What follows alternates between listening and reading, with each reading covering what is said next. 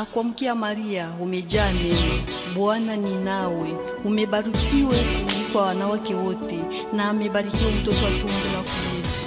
Maria mtakatifu, mama wa Mungu, utuombee sisi wakosefu, sasa na wakati wa kufa kwetu. Amen.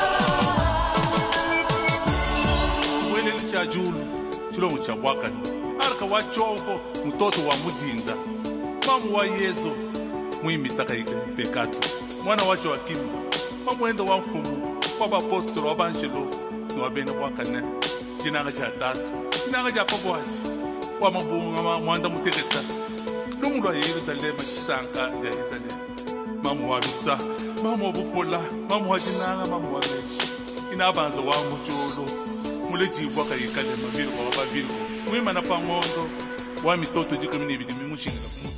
Bonsoir à tous, merci de nous rejoindre dans cette émission Foi et Raison. Les plaisirs est nôtres de vous retrouver de Kinshasa, de Brazzaville. Et oui, c'est un réel plaisir, je ne suis pas seul. Bien sûr, je suis avec monsieur l'abbé Hubert Katawa, à qui je dis bonsoir, monsieur l'abbé. Bonsoir, monsieur David. Comment vous vous portez? Je me porte à merveille. Ok, voilà, nous parlons d'un sujet très intéressant. Eh bien, il s'agit du rosaire, voilà, la prière du chapelet. Voilà, d'entrée de jeu, monsieur l'abbé, nous voulons comprendre avec ceux qui suivent à l'instant comment prier avec le chapelet. Comment prier avec le chapelet? Oui. Nous le découvrons auprès des chrétiens. Oui. Quand j'ai dit nous le découvrons, nous-mêmes nous avons appris exact. À prier avec le chapelet. Exactement. En famille. Hein?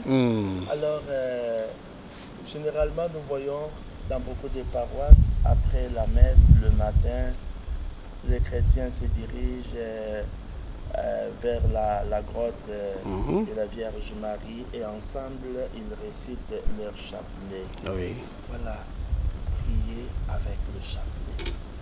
Comment procède-t-il? Exact. Alors, je donne un exemple. Vous avez votre chapelet et nous avons le chapelet. Il y a ici la croix. Oui. La croix est là. Et on commence par faire le signe de croix. On fait le signe de croix. Il y en a qui préfèrent d'abord vénérer la croix. Je vénère la croix, je me signe au nom du Père et du Fils et du Saint-Esprit. Et au même endroit, j'ai la croix en main et je récite le Je crois en Dieu, donc notre profession de foi. Et après la récitation du Je crois en Dieu, la profession de foi, il y a le Notre Père. Une fois le Notre Père. Ok. Trois Une fois, je vous salue, Marie. Ok. Et quand on dit 3 fois, je vous salue, Marie, au fond, on pense aussi aux 3 vertus théologales. Exact. Les 3 vertus théologales, la charité, la foi, l'espérance. Oui, hein. oui. Et on clôture avec un gloire au Père et au Fils et au Saint-Esprit. Oui. En récitant, bien sûr, la prière de Fatima. Ô mon Jésus, pardonnez-nous nos péchés, préservez-nous du feu de l'enfer et conduisez au ciel toutes les âmes, surtout celles qui ont le plus besoin de votre miséricorde. Et voilà. Là, c'est pour introduire. Hein? Exact. On commence par le signe des croix. On récite je crois en Dieu, un Notre Père, 3 je vous salue Marie, un gloire au Père et la prière de Fatima. Et après commencent les mystères. Quand je dis commence les mystères, ça dépend des jours. Ok. Si c'est un lundi ou un samedi, ce sont les 5 mystères joyeux. Joyeux. Les 5 mystères joyeux. Alors on commence par un Notre Père, dit je vous salue Marie, mais un Notre Père, avant de réciter ce Notre Père qui introduit les dit je vous salue Marie, Oui. mais il y a un mystère. Par exemple, pour le lundi ou le samedi, le mystère joyeux, on commence par l'Annonciation. L'Annonciation. Et voilà, généralement, on essaie de faire une lecture brève, tirée du Nouveau Testament. Et il y a une intention générale de la prière et aussi une intention spéciale ou particulière. Ok. Et voilà, on pourra dire, mais à quelle intention allons-nous réciter ces premiers mystères? Et voilà. Et quel est le fruit, les fruits que nous allons, je dirais, tirer de ces premiers mystères, Oui. fruits du mystère. Par exemple, avec l'Annonciation, il y en a qui demandent une grâce spéciale, être accueillant comme Marie. Marie a été accueillante et s'est ouverte aux messagers du ciel. Voyez? Alors, il y en a qui sollicitent l'esprit d'écoute. Esprit d'écoute. Ne pas être distrait. Oui. Dieu nous parle, il parle toujours. Et il faut se mettre à son écoute. Vous voyez? Oui. Ça, c'est par exemple pour le lundi et le samedi. Oui. Les 5 mystères joyeux que les gens connaissent. Oui. Nous avons l'Annonciation, la Visitation, la Nativité, la présentation de Jésus au temple et puis le recouvrement de Jésus au temple. Jésus perdu et retrouvé 3 jours après au temple. Oui. Ça, c'est par exemple pour le lundi et le samedi. Mais on n'a pas que les 5 mystères joyeux. Oui, oui. Nous avons également les mystères douloureux. Alors les mystères douloureux, nous les récitons chaque mardi et chaque vendredi. L'introduction est la même, avec un signe de croix, la profession de foi, un Notre Père, 3 je vous salue Marie, gloire au Père et au Fils et au Saint-Esprit, et la prière de Fatima. Alors, pour mardi et vendredi, les mystères douloureux, et nous savons tous comment notre Seigneur a souffert pour nous. Nous avons l'agonie de notre Seigneur Jésus-Christ comme premier mystère. Nous avons après la flagellation et puis le couronnement d'épines comme 3e mystère. Et Jésus a porté aussi sa croix, 4e mystère, et il a été crucifié et est mort. La mort de Jésus sur la croix. Ça, c'est les mystères douloureux. Vous voyez?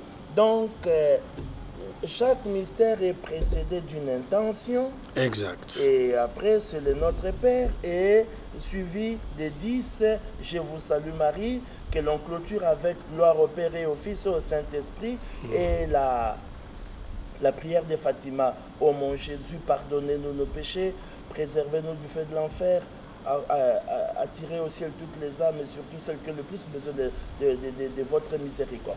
Il y en a aussi qui préfèrent entre deux mystères, hein, chanter.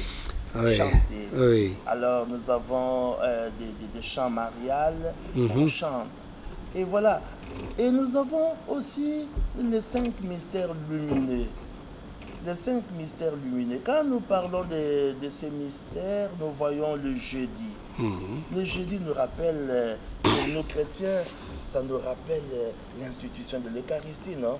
Alors, les mystères lumineux, le jeudi. Alors, avec ces 5 mystères lumineux, comment c'est au fond la vie publique de notre Seigneur Jésus-Christ. Hein? Oui. La vie publique de notre Seigneur Jésus-Christ. Et nous savons comment il a commencé sa vie publique, non? Par le baptême au Jourdain. Celui-ci est mon fils bien-aimé, hein, en qui je trouve ma joie. Alors, le baptême de notre Seigneur. Mais nous savons que le baptême engage. Quand on est baptisé, et finalement, le Christ qui est baptisé, l'Esprit Saint qui descend sur lui, le Père confirme qu'il est son Fils, et nous savons, c'est la vie publique de notre Seigneur qui commence. Exact. Donc après le baptême de notre Seigneur, ce sont les noces de Cana. Et là, il manifeste sa gloire. Voilà comment il commence sa vie publique, en faisant le bien.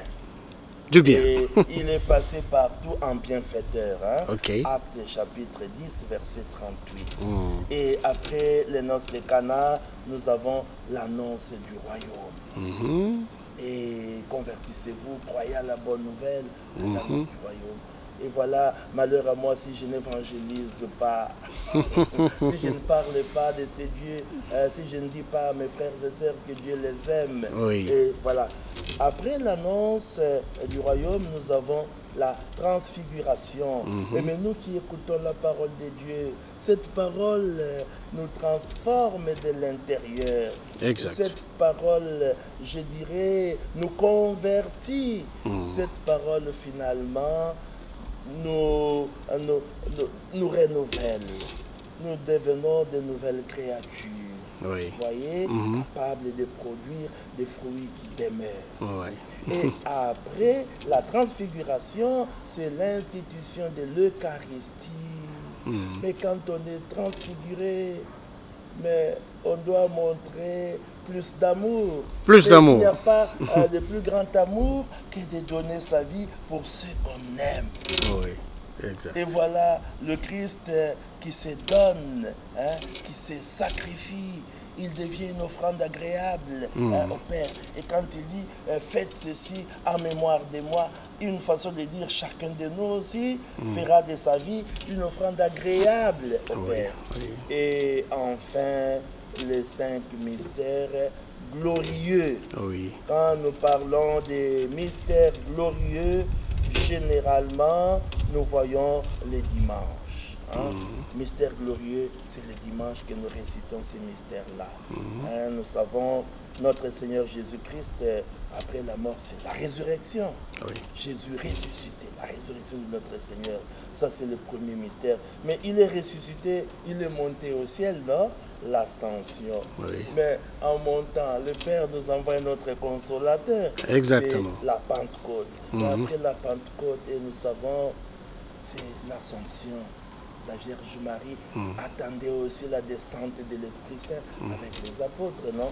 Et Marie montait au ciel avec son corps, avec son âme, hein, qui est l'anticipation même de la victoire de l'humanité tout entière.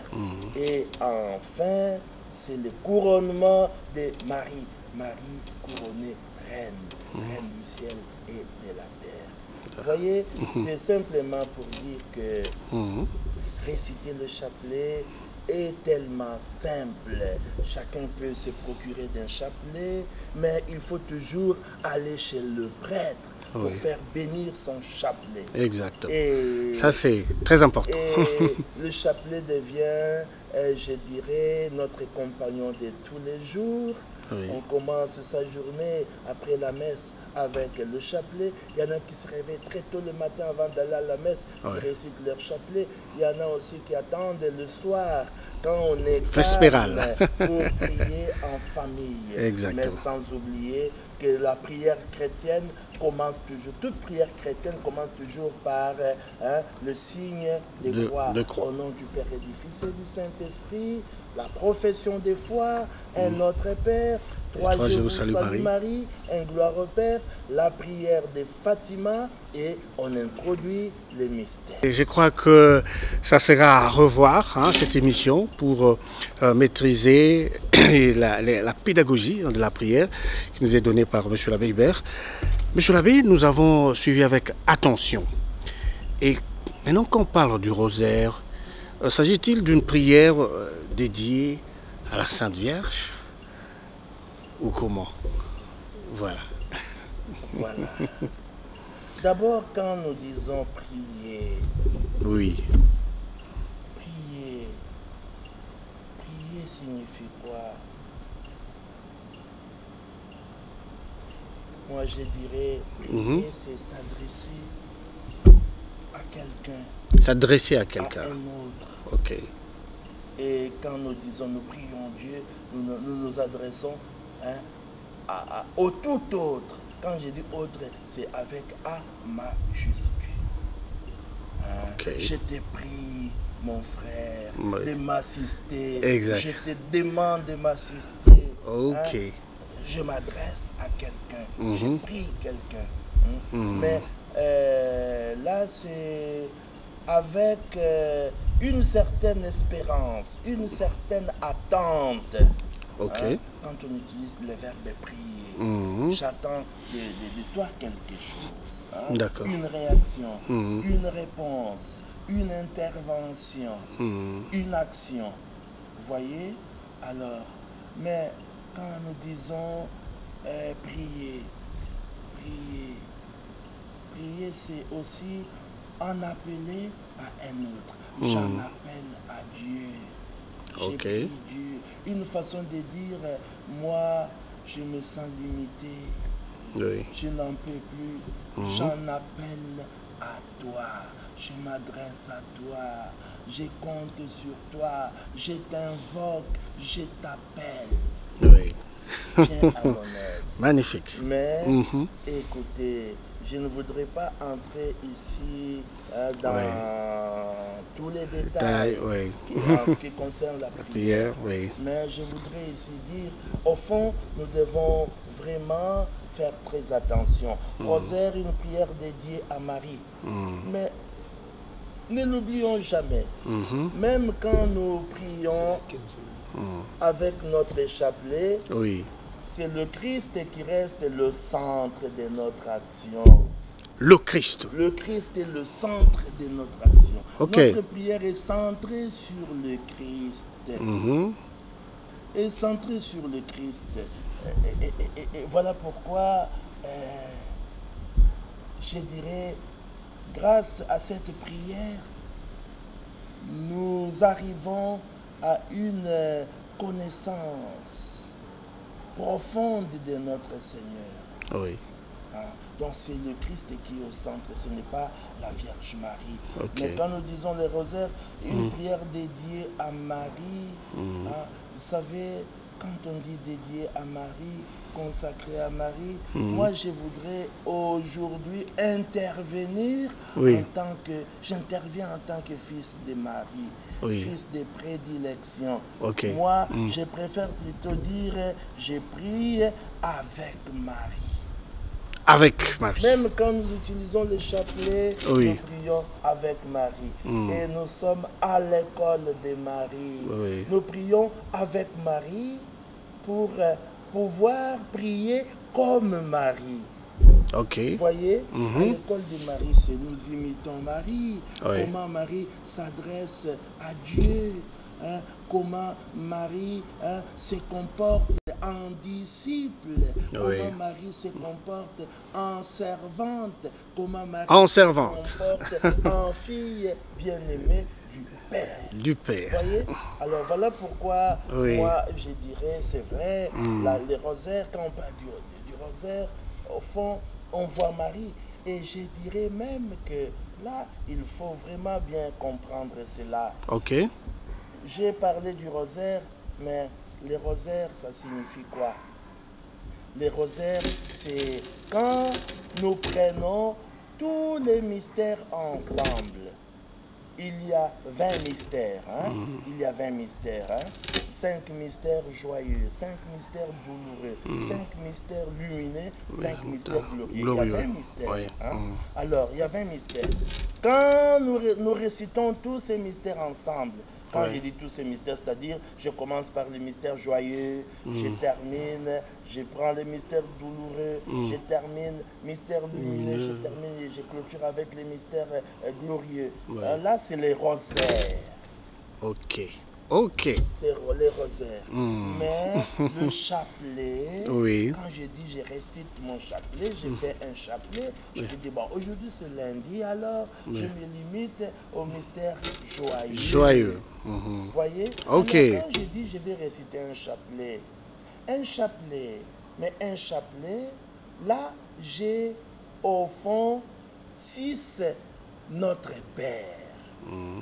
Dans un chapelet, nous avons 6 Notre Père. Ok. Mais quand je dis nous avons 6 Notre Père, nous avons 53 Je vous salue Marie. Ok. Mais une façon de dire, nous prions avec Marie, mais au fond, nous laissons Marie prier avec nous et en nous. Ok. Vous savez, moi, je l'ai constaté, non? Oui. Je demande à un enfant de prier avec moi, un neveu, et voilà, il commence avec moi, et je me rends compte qu'il est perdu. Voilà, il se perd. Mais maintenant, il me regarde avec admiration. Oui. Il ne sait plus continuer tout seul. Il me regarde. Et moi, pour ne pas me distraire, me laisser distraire, je continue jusqu'à la fin. Mais j'avais constaté au coin de l'œil qu'il me regardait avec admiration. Alors, vous avez une maîtrise. Ah oui. Et voilà pourquoi j'ai dit ici, quand je récite mon chapelet, au fond c'est Marie qui prie. Mais qui prie avec moi, Marie qui prie aussi en moi. Alors, au fond, c'est prier aussi avec l'âme de Marie. Ok. Avec l'attitude de Marie. Oui. Hein? Donc, moi, je dirais, on ne peut pas séparer la Vierge Marie d'avec la prière du chapelet. Okay. Et voilà pourquoi on peut aussi se permettre de dire, oui, c'est une prière dédiée à Marie. Exactement. Mais au fond, quand on dit dédié à Marie, nous nous adressons, quand je dis je vous salue Marie, mais je m'adresse à Marie, non? Oui. Mais je m'adresse à Marie, pourquoi? Je m'adresse à Marie pour qu'à son tour, elle puisse prier pour moi. Nous le disons à la fin de la prière de Je vous salue Marie. Sainte Marie, Mère de Dieu, priez pour nous pauvres pécheurs. Ah voilà, nous sollicitons son intercession. Mais nous savons qu'au fond, c'est le Christ qui est au centre de tout. Exact. Et dans la récitation du chapelet, au fond, nous parcourons avec Marie les mystères qui ont entouré la vie de notre Seigneur et nous essayons de méditer et d'en tirer quelque chose. D'en tirer quelque chose. Nous sommes vraiment intéressés. Mesdames et messieurs, nous progressons avec ces sujets très très intéressants. Monsieur l'abbé, l'importance, vous avez parlé vous-même, ça vient de la famille, les rudiments et tout ça. Mais quelle est l'importance de la prière du chapelet en famille ou en communauté? Alors, l'importance de la prière du chapelet en famille. Oui. Vous savez,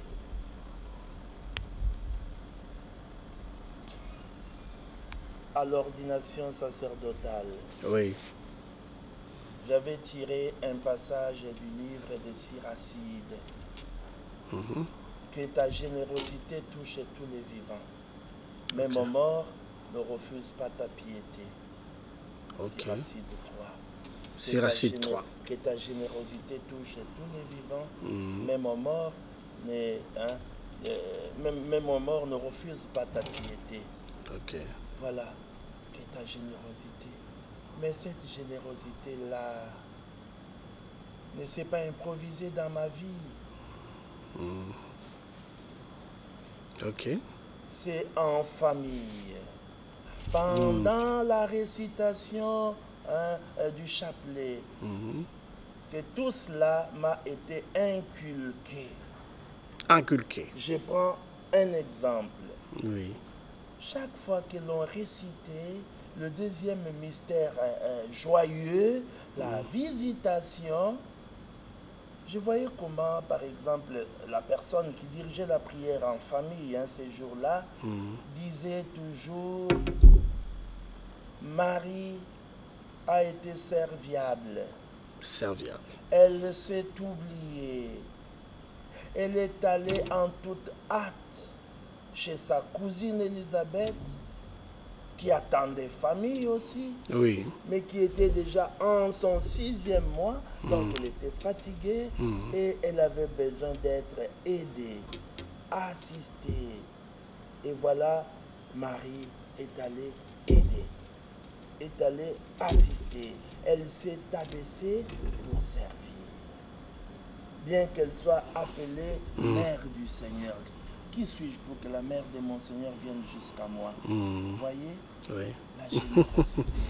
Oui, oui. La générosité. On nous disait encore que elle a reçu Jésus. Jésus est en elle. Elle ne garde pas cette joie, ces grands bonheurs. Et même Jésus est à partager. Et elle est allée vite partager. Donc on nous a appris à être solidaires. On nous a appris à être généreux, à être serviable, disponible. Une façon de dire au fond, c'est vraiment important de réciter le chapelet en famille. C'est très important. Parce que d'ailleurs, le Saint-Pape Jean-Paul II disait le chapelet, c'est la prière de l'homme pour l'homme.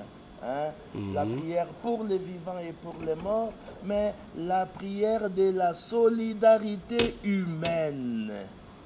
La solidarité humaine. La prière de la solidarité humaine. Je disais ici, quand vous m'aviez posé la question de savoir comment on prie les chapelets, comment prier avec le chapelet, j'avais dit, chaque mystère est précédé d'une intention. Mais alors, moi personnellement, quand je grandissais, je me suis rendu compte que souvent, on nous demandait de prier pour des gens que nous, on n'a jamais rencontrés. J'étais tout petit. Je n'avais jamais été en prison visiter les prisonniers. Non. J'entendais parler de la prison centrale de Makala, de Luzumu, mais je n'ai jamais été, j'étais encore enfant, non? Mais on nous demandait, quand on disait, mais à quelle intention allons-nous réciter ces mystères? Alors quelqu'un disait, nous allons penser à nos frères et sœurs qui sont en prison. Moi j'ai prié pour les gens que je ne connaissais pas. Mais au fond, j'avais appris que quelque part, il y a des gens qui souffrent et qui ont besoin de ma prière pour être forts, pour vraiment ne pas perdre l'espérance.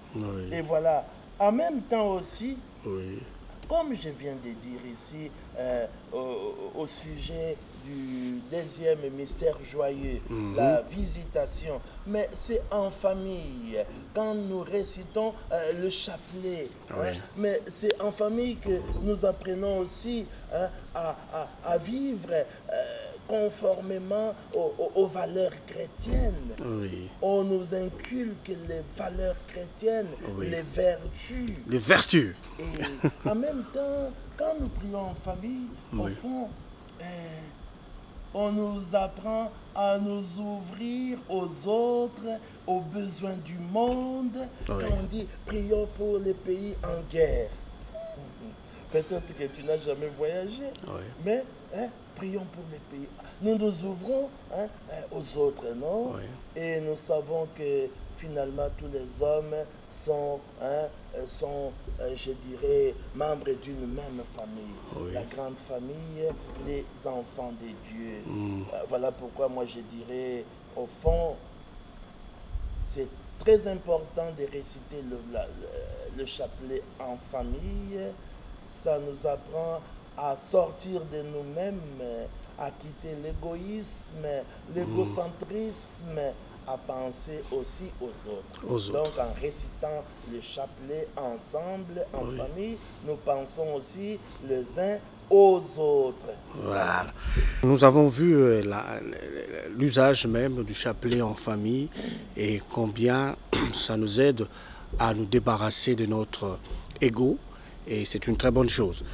Monsieur l'abbé, nous allons chuter par cette question en ce qui concerne le bienfait. Les bienfaits, le bienfait de cette prière mariale, du rosaire, comme on l'a dit, de la prière en famille, quel impact en tant que chrétien. Monsieur l'abbé. Vous savez, la Vierge Marie, elle est la comblée des grâces, la pleine des grâces. Il m'est arrivé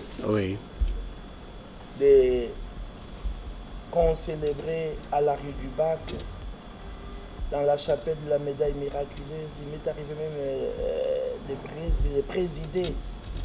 Mais quand vous arrivez là, même sur la médaille miraculeuse, qu'est-ce qui est gravé?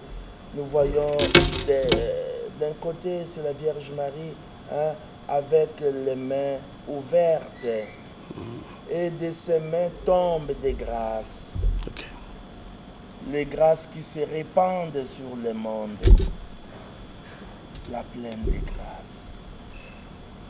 Et vous savez, les bienfaits de la prière mariale, la prière avec Marie, la prière du chapelet sont tellement abondants que ce n'est pas possible de les énumérer. Je dirais simplement que la prière du chapelet nous apporte une multitude de grâces.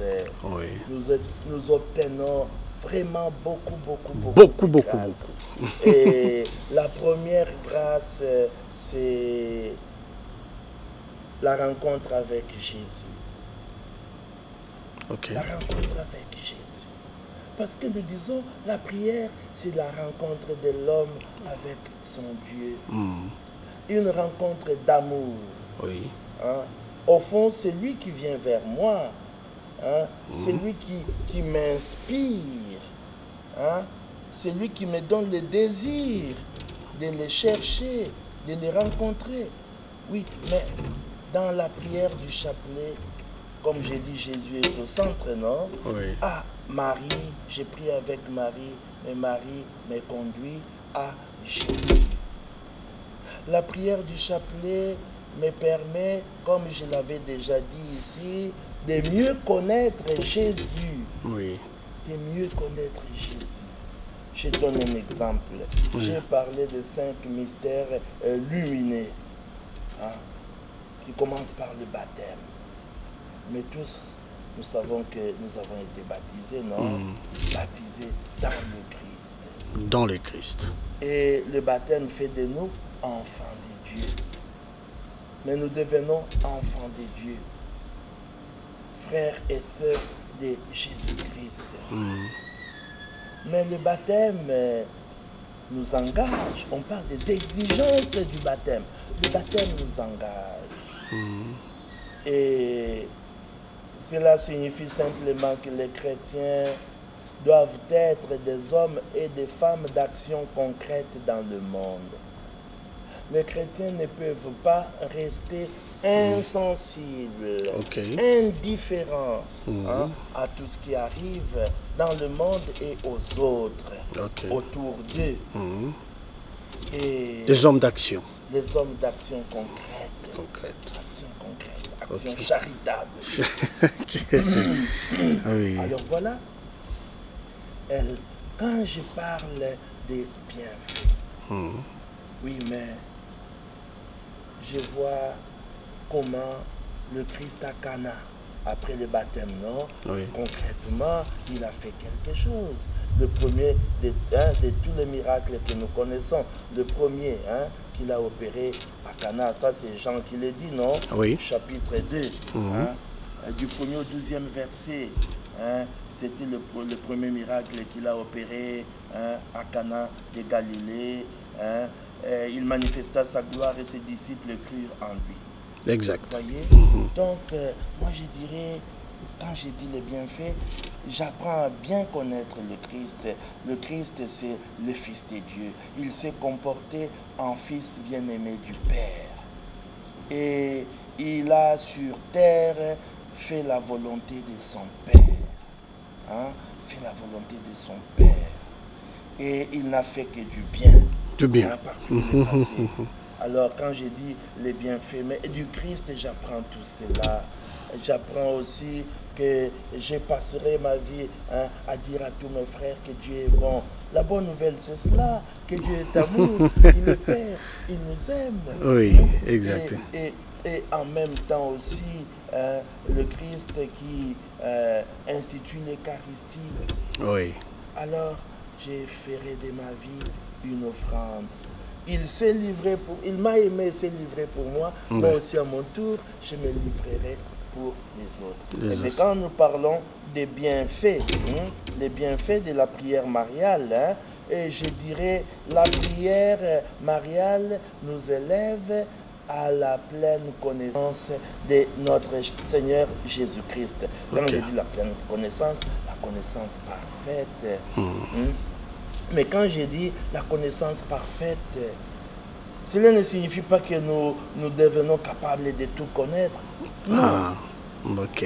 D'ailleurs, le Christ m'a dit, la vie éternelle, c'est qu'ils te connaissent, toi, le seul Dieu véritable, et celui que tu as envoyé, Jésus-Christ. Au fond, la prière mariale me permet de découvrir Jésus comme celui que le Père a envoyé, le seul Seigneur, le seul Sauveur. Mais en même temps aussi, la prière avec Marie, la prière du chapelet purifie nos âmes du péché. La prière du chapelet nous rend victorieux de tous nos ennemis. Voilà pourquoi Saint Padre Pio, Saint Pio disait la prière, c'est mon arme. Une arme puissante. Efficace. Un bon chrétien doit toujours se munir de son chapelet, dans sa poche, dans son sac à main, et même dans sa voiture, et partout avec son chapelet. Il m'arrive parfois, quand je conduis, voilà, je peux réciter aussi dans mon cœur mon chapelet. Exactement. Où est le mal? Je ne m'ennuie pas. Je suis quelque part dans une salle d'attente, j'attends mon tour. Mais dans mon cœur, je récite mon chapelet. Une façon de dire, voilà, je suis là avec ma mère qui me tient compagnie, mais en présence de Dieu notre Père, qui nous a aimés et a manifesté cet amour par la mort et la résurrection de notre Seigneur Jésus-Christ, mais en même temps aussi qui nous a fait don de l'Esprit Saint. Quand nous prions, au fond, nous prions parce que nous sommes habités par l'Esprit Saint. Exactement. Dieu, l'Esprit qui nous invite à aller vers le Père, à chercher son visage, à recourir à lui à chaque instant de notre vie. Voilà, il y a vraiment une multitude de grâces que nous obtenons quand nous récitons le chapelet. Et d'ailleurs, Padre Pio avait dit un jour, vous pouvez tout obtenir en vous adressant à la Mère de Dieu. Et voilà, je peux dire, de toute façon, je ne sais pas bien prier. Marie, ma mère, prie pour moi, prie avec moi. Magnifique, monsieur l'abbé, et j'ose croire, en tout cas, c'est que nous ont suivis, hein, comme je le cesse de le dire, de partout, hein, via aussi notre site YouTube. Nous avons compris l'essentiel, et cette émission qui sera aussi pour vous, et pour nous aussi, et j'ose croire que l'essentiel est passé. Merci, monsieur l'abbé, pour la disponibilité. Merci à l'équipe technique. Merci à vous aussi d'avoir suivi cette émission. Nous prenons déjà rendez-vous prochainement. En attendant, portez-vous bien sur les antennes de la télévision catholique Elikia. Bonsoir chez vous.